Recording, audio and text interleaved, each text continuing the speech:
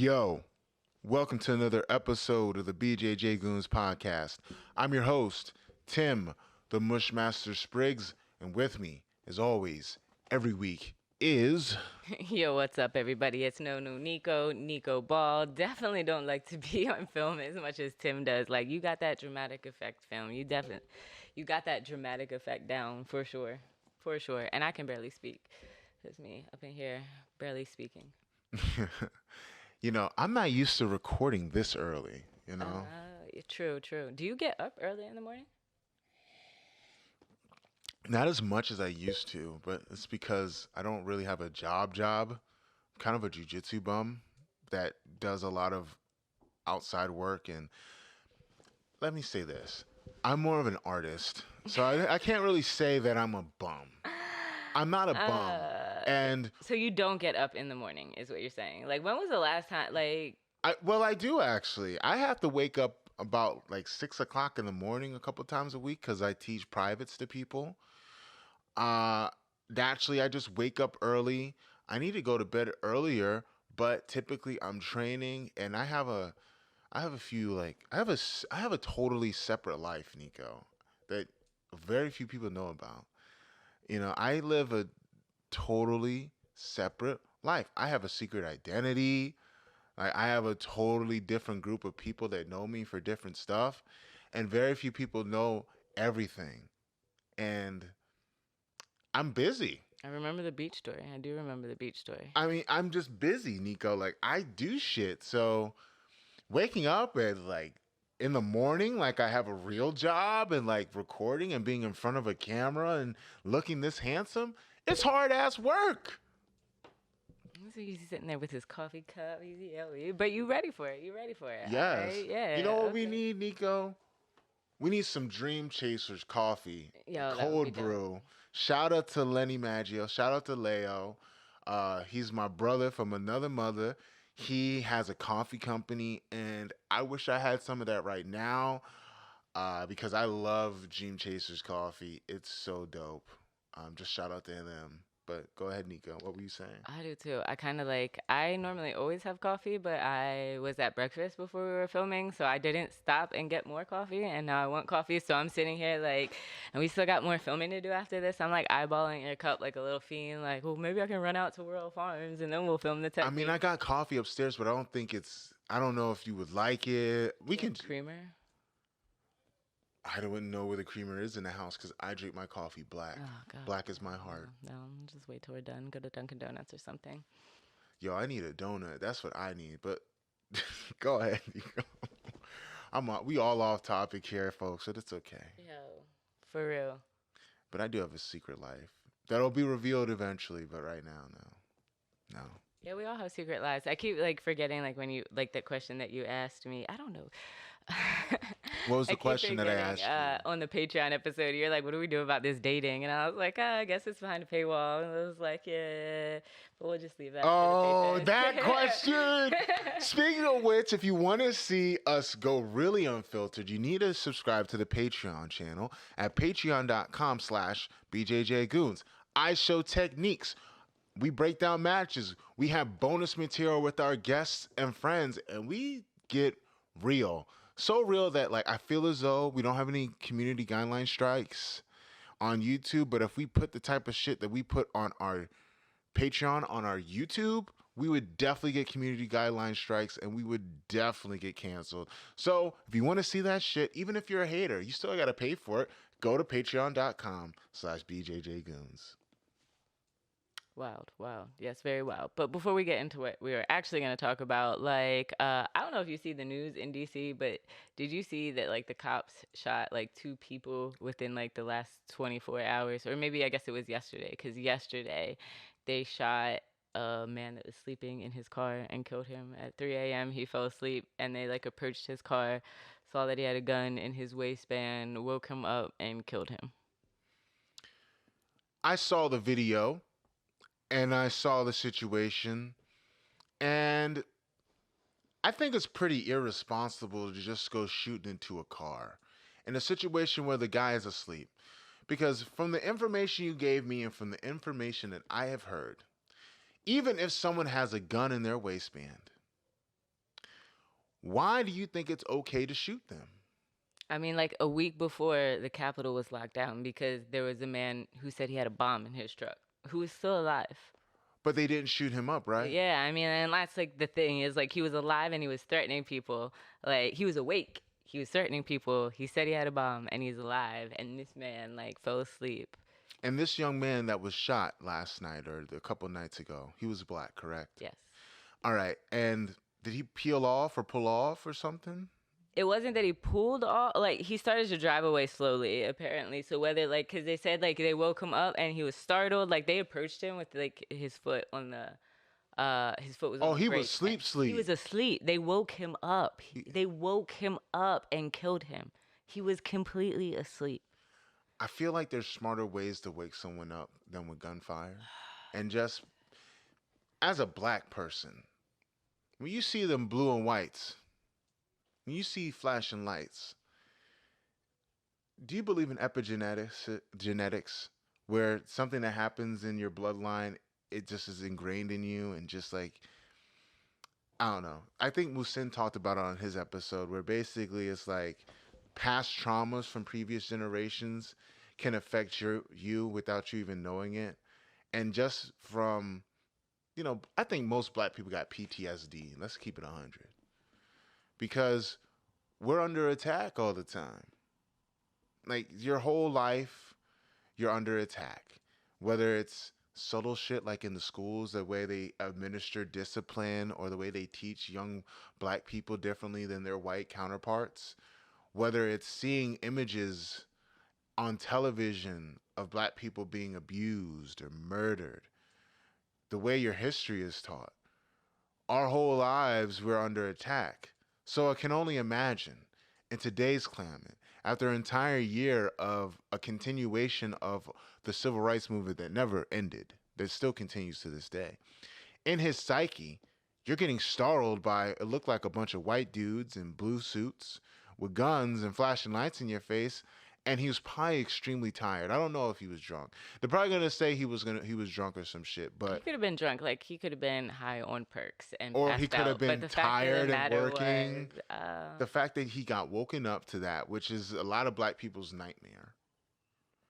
Of course he's going to be startled. I feel like there's a better way for someone to be awoken from their slumber. And I think it's way irresponsible for you to start shooting if they're pulling away. It's not like he was trying to ram them with their car, I don't think. But even still, wouldn't it be smarter for you to shoot out the tires? that's what I was thinking, you know? It's like the So they don't. tires, like that would have been the first thing. Like you woke him up, and like it wasn't like, cause you can see the video of the car pulling away, and there was like witnesses, cause somebody stopped, saw that the police surrounded the car, and like stopped and filmed it. So you can see it. And it's, like you could have shot the tires and then they let the car roll for like a block before it crashed. Or you could have just backed off and been called or just followed them in your car. Followed them. You could have followed them, There's found out where they were from, because or you where got they were going. Like there's like a lot of ways to have. you know what it is? It's the assumption that when black people are around that they're up to no good. It's just at this point, it's just blatant to me that people just assume black people are up to no good. And I can't get down with that at all. And it's a shame because another life lost for no good fucking reason. And you know what's interesting too? When black people have guns, and I'm gonna keep it 100. A typical black dude is not gonna drive around in a major city with their gun in their hip unless they got paperwork. Unless they're an idiot. I mean, I don't like. For me, I bring this up for two reasons. One, because like this kid's name is Juvie, and like my friend, like somebody I know knows him, and like we're waiting, like this person's in jail, so it's like between me and another person who talks to him first that has to tell him that this kid got murdered, and like he already had somebody murdered last week, and he's trying not to think about that, and like all I can think about is like I don't want to be the one to have to tell him, and like the other person is another one of my former students. So me as an adult to be like, damn, like how are y'all going through this when like I don't want to have to tell him, but like I'm like I'm the authority figure here, and like I can't imagine having to break that news to him. But like, and what also I was thinking about is like because I carry my gun with me all the time. Like I own this jacket because I walk around with half-ass shirts, and I need something to conceal my back so I can conceal my gun. And because those 12-year-old girls that are like robbing people with tasers in the Navy Yard, which is miles away from my house, I don't take my gun off of my car normally because like and they teach you in self-defense classes, they snatch your bag, they snatch your gun, like it's not safe. Like if you have a purse, it's better to keep your gun on you. And like I asked Musine about that. Like today is August 26th. I asked Musine about that on August 9th. I was like, yo, like, why? I remember you saying, like, you take it off every time you get in your car, even though you could have it on you. Why do you take it off of you? And, like, it's August 26th today, and it's like because you could accidentally get shot if you have it right on you. Like, somebody could roll up in your car and tase you to death, or somebody could shoot you because like people do roll up on you in DC a lot with a gun. My friend got robbed at gunpoint last week. You know, um, so it's kind of crazy just to like see that happen. Like when that was a situation that I was trying to figure out, like how do I deal with that situation to protect myself, my life from thieves, but also not get shot by the cops. So it's just a very interesting situation. And then I reached out to another friend. I was like, "Is New York like this?" And I was like, "Is this shit normal?" Like, he was like, "Nah, it's not that bad." So it's just interesting. Like I would say, like the favela is a lot safer than Washington D.C. And I don't know how Baltimore is because Baltimore is apparently worse than D.C. Yeah. Uh, There's no safe space if you're black in America. That's my hot take for the episode. There's no safe space if you're black in America. There's none. So it's sad because it's like we were talking about last episode where it's chess, where Vanessa Griffin, I played her in chess, and that was Checkmate, and I was like, oh shit, that's right, because no matter what move you make, you're done, and then it's sad because no matter what you do, you're wrong. It's like you get this feeling of despair almost because no matter what you do, you're gonna be wrong. But I mean, I could go in depth, but that's for a Patreon episode. But that's a shame. Rest in peace to the young man that died senselessly, and all the people out there that have passed away senselessly. All the goons out there, shout out to you guys, and rest in peace, man. That's all I can say. Yeah, it's crazy, crazy, crazy. Crazy, crazy. So what else was going on, Nico? What do you Uh, want to talk about today? well, let's talk about some Patreon stuff before we get into merch and business. Like, so shout out to all the patrons that are going over to patreon.com/BJJ Goons. We have a couple different tiers. The $5 tier gives you access to 2 extra episodes a month. And I was talking to some people. This is something that you should be able to download just like any of your normal podcasts. Once you subscribe to the Patreon, you should get like some kind of link. To a different RSS feed that if you put it into Spotify or Apple Music, you should be able to download those extra episodes just like a normal podcast. Um, so if you don't know how to do that, I don't know how to do that either. Tim might not know how to do that, but like hit us up, send us a message, and we'll make sure that you have the correct link so that you can be getting your 2 extra episodes a month on top of Technique a week. We're coming up with some new merch for you guys, and we have fan Q&As and stuff like that. So just like when we were doing Black Belt Wisdom, and like I sit here and ask Tim like my specific questions, like patrons on that tier can jump on and ask their questions or ask for specific techniques that we want. Or that y'all want. And then another thing that we were thinking about talking about was a Discord. So since we haven't had time in our meetings to talk about it, we figured we'd just mention it here on the pod. Like, what do you think? I would love to have a BJJ Goons Discord. I don't know what the parameters for acceptance into it because I am a fan of curating my environment, whether it's my timeline, whether it's what I watch, whether it's the people around me. I like to curate my life. However, I think it would be much more productive if we have a Discord so we can all come together and shoot the shit. It doesn't necessarily have to be about jujitsu stuff because I think what helps our show a lot, Nico, is that we don't talk about the typical shit. We talk about life because there's more to life than jujitsu. It might be the basis of why we're here, but we're a community at the end of the day.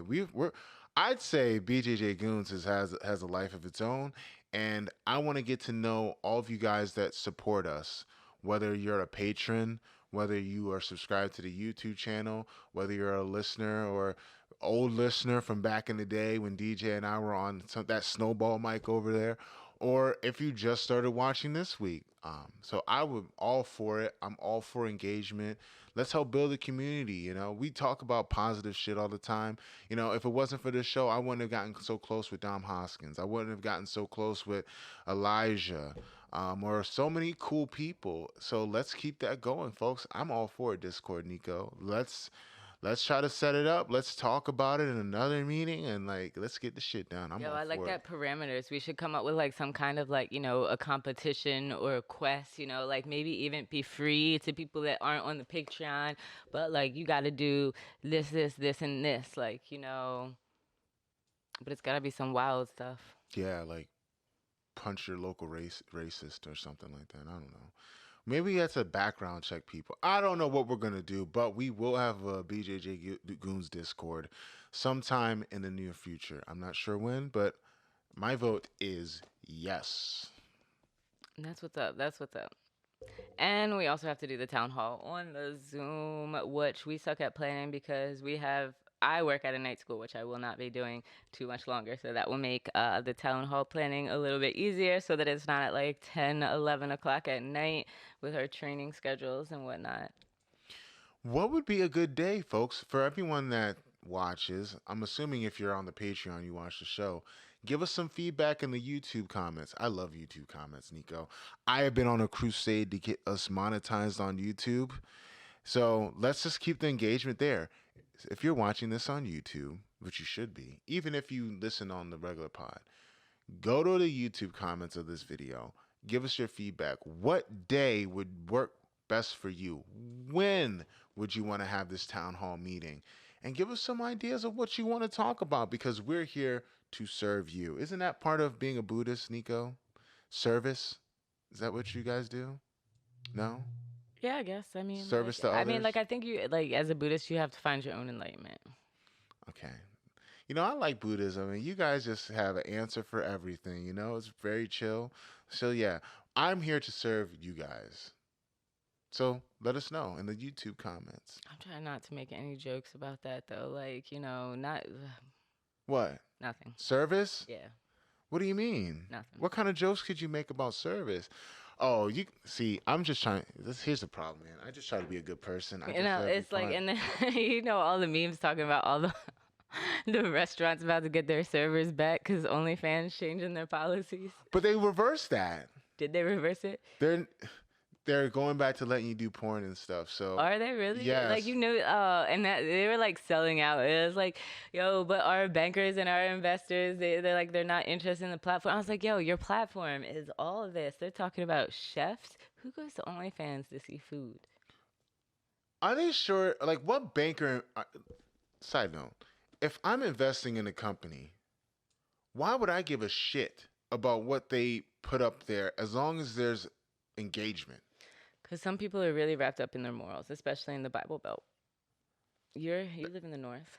I guess we're not in the North, actually. Man, people, listen, everybody likes smut, okay? If you looked at the Pornhub search results for the Bible Belt, you would be aghast. So miss me with all that moral shit. Money makes the world go round. But shout out to all the square-ass prostitutes that don't want to get a real job, or the real sex workers that actually put time and effort into their sex work and put it on OnlyFans.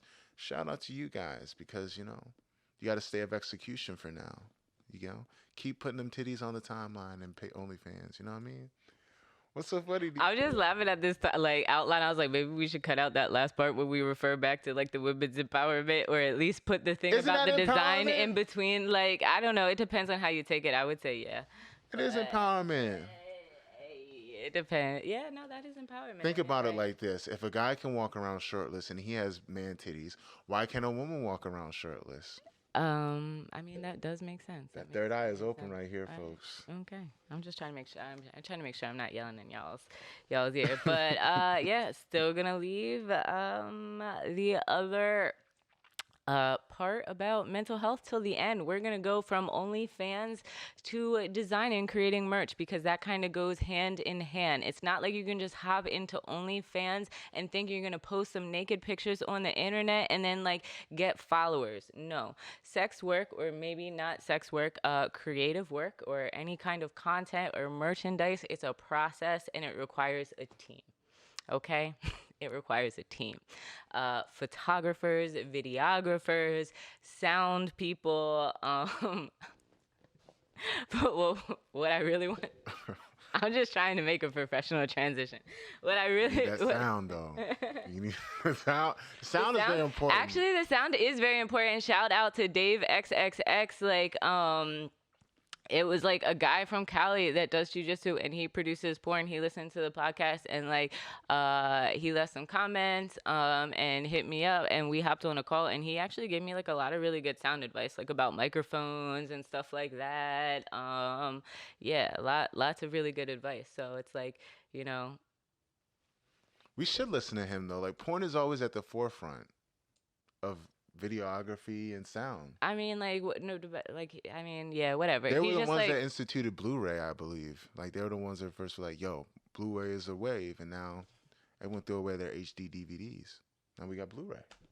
See, you learn something new every day. But continue, Nico. I I'm did not sorry. know that. Interesting.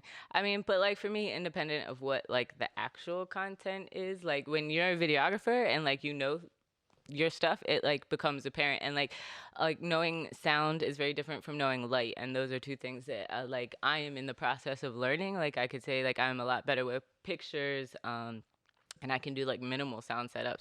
But like, yeah, he just like walked me through like a lot of more complicated stuff, like stuff that would be good for the podcast, stuff that would be good for live filming, like the difference between like shotgun mics that you might use here for the studio or over there on the mats or like ones that he would use. And it's just like really. I don't know. That's very helpful. Like in a community, any kind of community. Like when you're trying to learn something, like you need to find somebody to learn from. Like um, I have a lot of degrees and stuff. Like I have a degree in educational psychology. I have a degree in Spanish, in business, in special education. But like right now, like y'all listening to me because of my videography, and editing and stuff like that. And that's stuff that I learned from like Hal from Flow Grappling, Amani Mueller that now works with UFC, Alex Media that owns What the Fuck Media Studios. And this has all been stuff that I've paid for, you know. Like when I was asking Tim in like the other episode, like how do you know when you're setting the correct expectations? Because it's very easy to think you have the right expectations and somebody to be like, nah, you're not even supposed to use that for podcasting. Like that's for music. Like, you know, it's very easy to be off. And like, how do you find that? Like, you pay professionals to help you, or you find like a mentor a lot of the times. So one of the things that I wanted to talk about, like that I've been doing a lot, is just talking with like other artists and stuff. Like we talked about Jai that had the comic, like some state university. We talked about us making merch and how we had like we're trying to come up with new drops. I have goons that are asking us um for rash guards and stuff. So like first I want to ask like Tim, what do you think the hardest part about making merch is for you? Finding a design that I like that shows artistry and will be marketable. And not in the marketable sense, in a shallow marketable sense, but as in something that people can get behind. Something that is you, that represents who you are as an artist.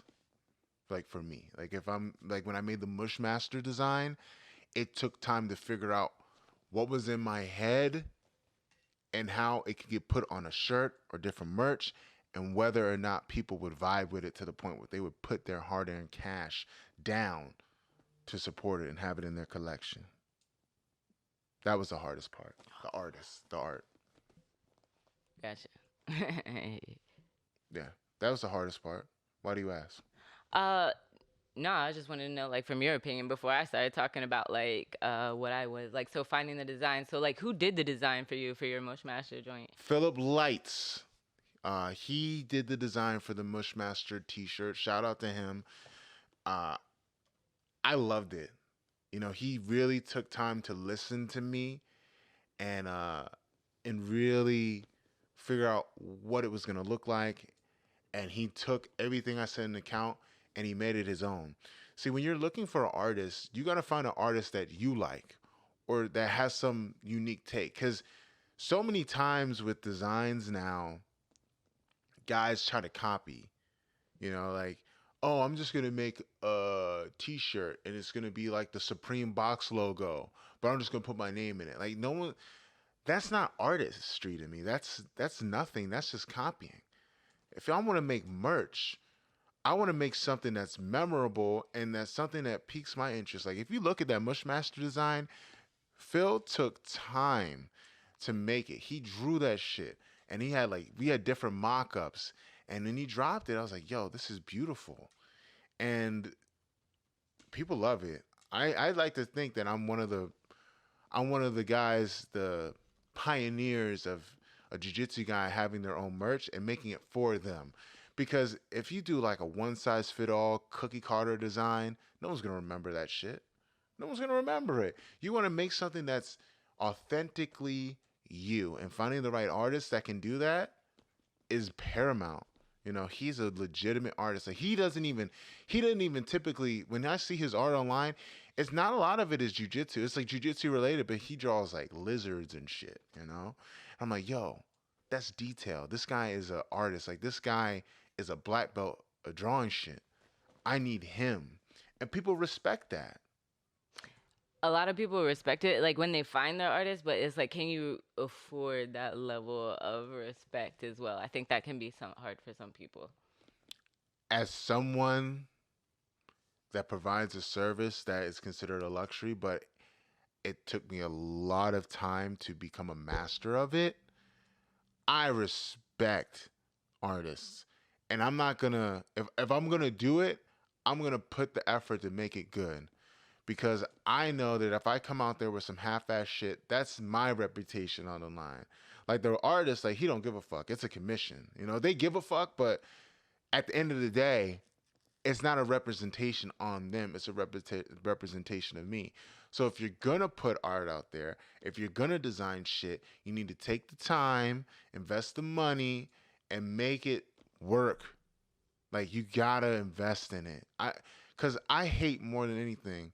I see some guys in jiu-jitsu that have gotten whole deals where like, oh, you're such and such grappler. We're gonna come out with a whole line of your gear, and it's whack. It could be anybody. Anybody could have done it, or it's just tacky. I'm like, okay, great. You're sponsored, or you have it. Like, okay, that's cool, but that could have been anybody's shit. You know what I mean? Like Jordan, right? What made the Jordan so special wasn't that it was just Michael Jordan's sneaker. It was that each sneaker that he put out, like from 1 to 13, was a classic because they were different, but they had function and they were fly as hell. If he just came out with some Bobos or some Converse knockoffs, motherfuckers won't be going crazy over Jordans right now. Yeah, but yeah, yeah, you took it to like the elite level. I mean, like he's easy. It's like, yeah, But even if, for everyone watching right now that wants to do something like this, right, wants to put out their own merch, you gotta look at yourself as though you're the best definition of important. If you look at yourself as important, if the stuff you put out is good work, people are gonna respect it, even if they don't buy it or they can't afford it or whatever.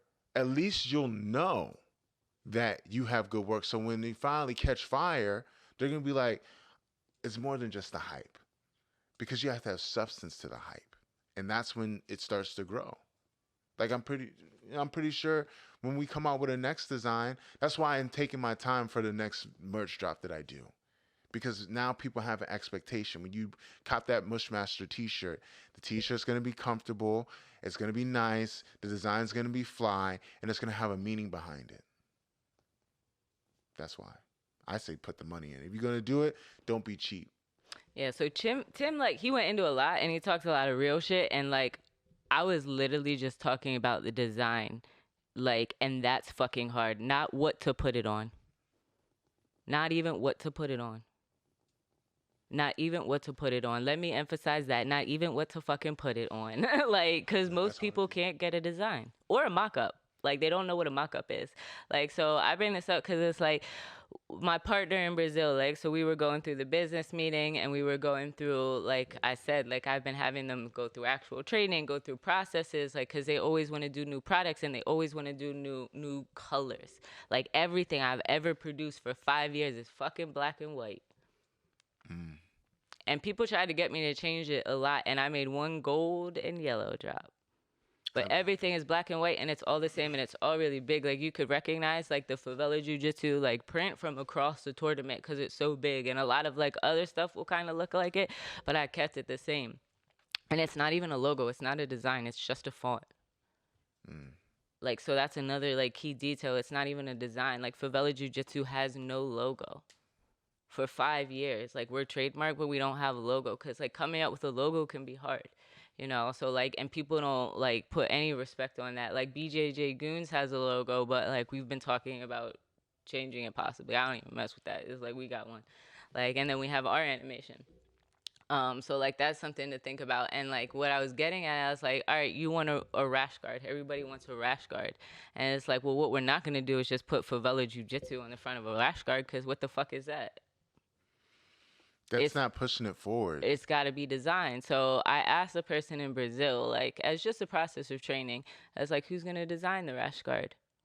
And he was like, me or BJJ Korea?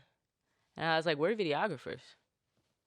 We don't design shit. Like, we can't design a t-shirt. And I was like, so his problem was, like, and when I was explaining a couple episodes back about the brain dump, I was like, you need to do the brain dump, like, and you need to understand what needs to be done and what the role with that is. And, like, the role of designing, like, a rash guard, like, is you need a designer, and then you need a producer, and you need a manufacturer.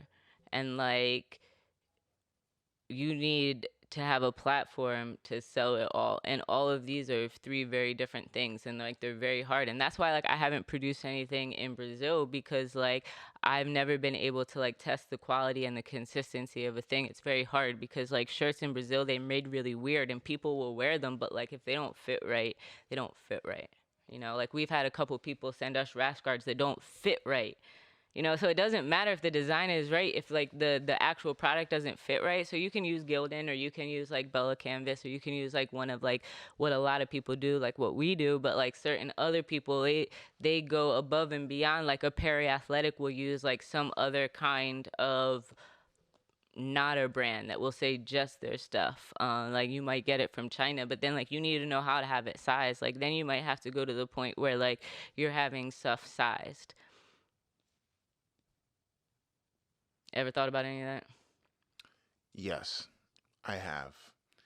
And there, you just explained several different disciplines as far as creating merchandise. And you haven't even gotten to the marketing part. That's another hard part, because creating, like, a lot of times you can create stuff and then, like, not promote it or sell it. Like, I have that problem. I don't like to sell anything. Like, I had, like, uh Or what? it's a person I never speak of. I That was you don't like, speak of? yeah, So you, okay. I just won't say it. There was one person, like, sold the most favela jiu-jitsu shirts ever. Like, he could sell them. Like, if he was my partner, we would just be like, bam. But we don't speak. Like, he would just, like, he had, like, a 10-a-day style. Like, he would sell you a shirt that didn't even fucking fit you and be like, it's supporting kids. Get two of them. Like, but he was awesome. It's like, but I can't sell. And I recognize that. So it's like, I realize that professionally I need to work on, like, the sales part.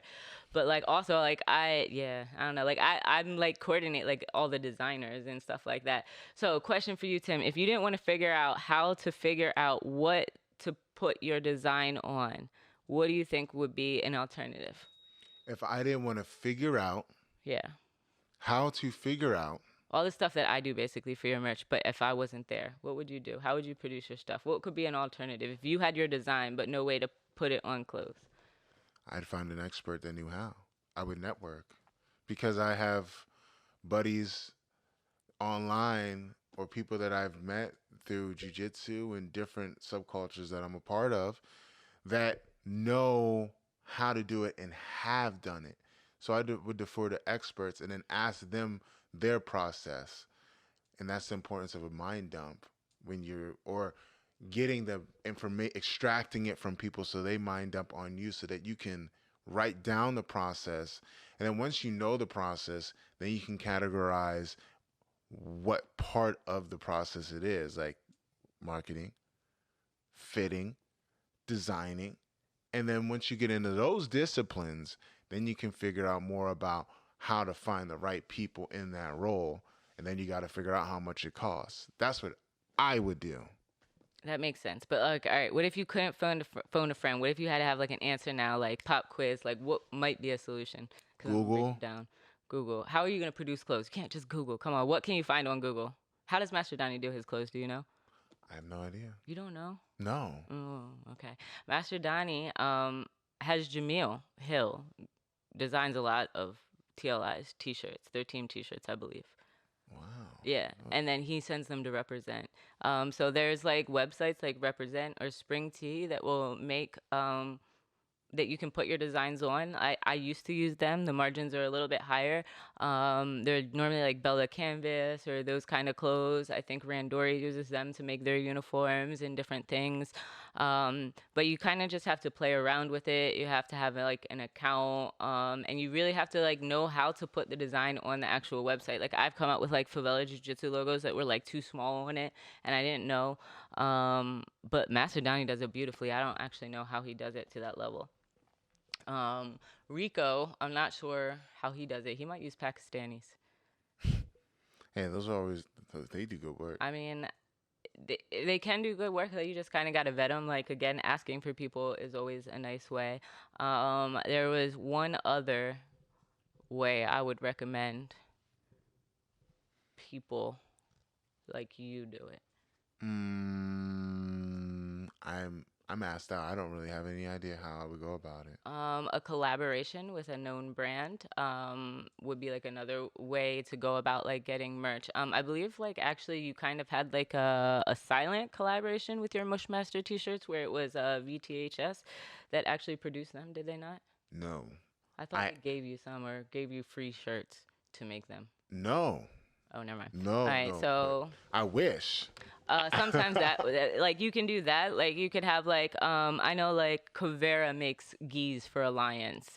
Mm. And certain companies will make like a rash guard that supports a specific team, and that way like you know that like you have the quality of that brand, and like so you're just doing some kind of collaboration, but then like the difficult part can be like the contract work with that. Like how do you know who's doing the selling, who's doing the promoting, like who's paying for the marketing and the shipping and like all of those costs. So like I think quality wise, like that's definitely like one of the better ways to go about it. Like Terere used to pair with Casca Grossa, and they had like custom gis and T-shirts. And we never had to. There was no cost for us. Like now everything that I produce in the U.S. I have a certain expense in the US because I can produce clothes, and then I have a certain expense in Brazil because inventory has to be bought and it's finite and it's made. So it's like each way that I produce in different countries is a little bit different. And like the main thing that I really wanted to like bring together is like the importance of just like knowing what you need and having those expectations for that. And like design is really hard.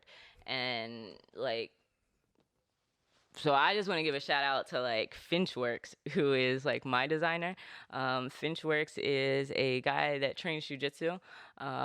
He is part of High Style, where I've been working. He used to work at a print company, and then he started like his own thing where he'll do like he didn't do our logo. It was Treesis. It was a rapper that did the Bjj Goons. Um, the BJJ Goons picture of us. But he does all of like anytime I need logos resized, because when you're getting transparencies, like you need vector files, and I don't know how to work vector files. So anytime somebody tells me vector, like when we talked about economics, do what you do best and trade for all the rest, like vector and Photoshop. I hate Photoshop. If I have to do that, like it takes too much time for me. Like I use Ryan from Finchworks. Um, he's recreated logos, like that somebody from Poland hit me up and they asked me about a logo for a social project, and he somehow recreated and made the vector. So having somebody like that is really important. And for all y'all broke BJJ people that don't want to do anything, learning a skill like that like could really help. And like you could be working in the industry, but still making a lot of money, because like those behind the scenes jobs and those skills, like they're really essential, especially to like, a jujitsu academies that are trying to brand themselves. If they don't have that design work, then they don't exist really. Yeah. Damn. So much. There's so much that goes into the little things that we buy, you know?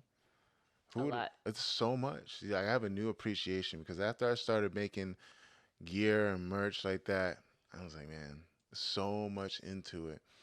And I think my biggest problem would be the marketing of it.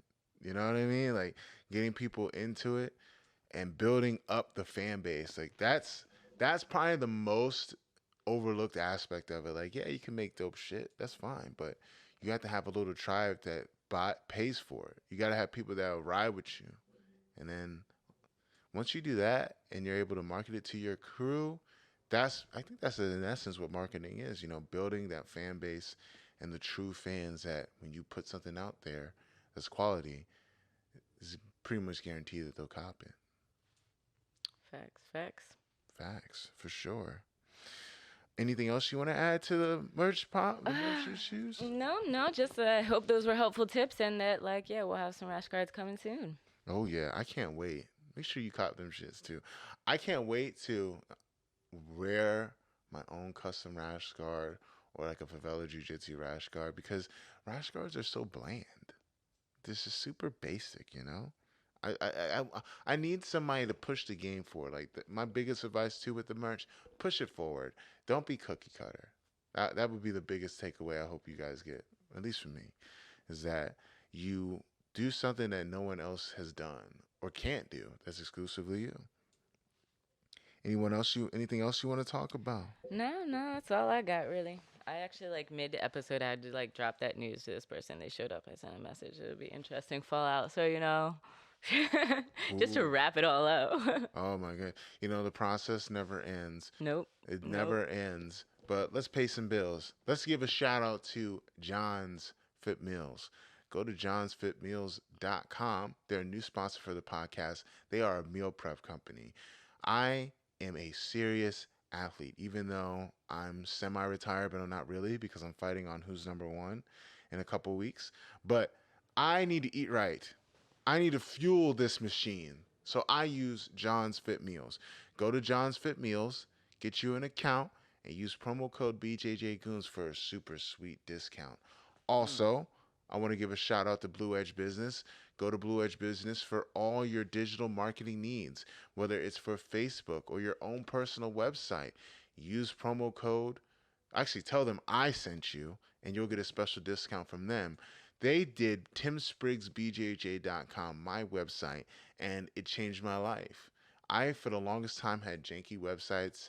I did a piss poor job of marketing because that wasn't my specialty. I wasn't good at it.